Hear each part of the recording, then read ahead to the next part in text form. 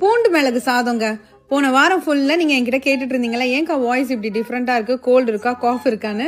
அதெல்லாம் இப்படி சரியாச்சுன்னா ரசம் வச்சு சாப்பிட்டது, இந்த மாதிரி சாப்பாடு செஞ்சு சாப்பிட்டு தான் கொஞ்சம் கொஞ்சமா பெட்டர் ஆச்சு. நம்ப மாட்டீங்க, இதுக்கு ஒரு 4 இன்கிரீடியன்ட் தான் தேவை. ரொம்ப சீக்கிரமா டக்குன்னு செஞ்சிடலாம். கூட இந்த மாதிரி கிறிஸ்பியா ஃப்ரை பண்ண முட்டை வச்சு சாப்பிட்டா சூப்பரா இருக்குங்க. தவால 2 டேபிள் ஸ்பூன் எண்ணெய் ஊத்தி 2 டீஸ்பூன் மிளகு நல்லா பொரிச்சுக்கோங்க. இதுல கை நிறைய கருவேப்பிலை சேர்த்துட்டு ஒரு 15 பல் நாட்டு பூண்டா பார்த்து சூஸ் பண்ணி சேர்த்துக்கோங்க. மீடியம் லோ ஃபிளேம்ல வச்சுட்டு பொறுமையா வறுத்துக்கோங்க. இப்ப இதுல 10 சின்ன வெங்காயத்தை நல்லா இடிச்சு அந்த சாரோட சேர்த்துக்கோங்க. அது ரொம்ப முக்கியம். இதுல 1/4 டீஸ்பூன் மஞ்சத்தூள், 1/4 டீஸ்பூன் பெருங்காயம் சேர்த்து நல்லா வதக்கிட்டு சிம்ல வச்சிருங்க. அதுவா தானா கிறிஸ்பி ஆகி வரும். பார்த்தா உங்களுக்கே தெரியும், சலசலன்னு சத்தம் வரும். இப்ப அதை எடுத்து இந்த மாதிரி இடிகள்லோ இல்லனா பல்ஸ் மோட்ல மிக்சர்ல அடிச்சுக்கோங்க. நான் சாப்பாட்டுக்கும் சேர்த்து உப்பு சேர்க்கறதுனால 3/4 டீஸ்பூன் உப்பு சேர்த்து தான் நல்லா இடிச்சுக்கிட்டேன். இப்ப இதுல வடிச்சு ஆற வச்சிருக்கிற சாதம் ஒரு 3 கைக்கு நான் சேர்த்துக்கிட்டேங்க. ஒரு பாதி லெமனோட ஜூஸ் மட்டும் சேர்த்துட்டு அப்படியே கையிலேயே கிளறிக்கோங்க.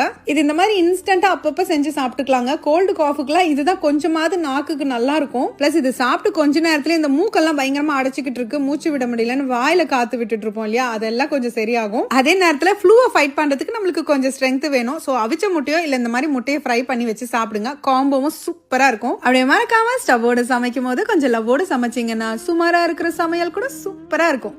அப்படியே எடுத்து உள்ள போடு.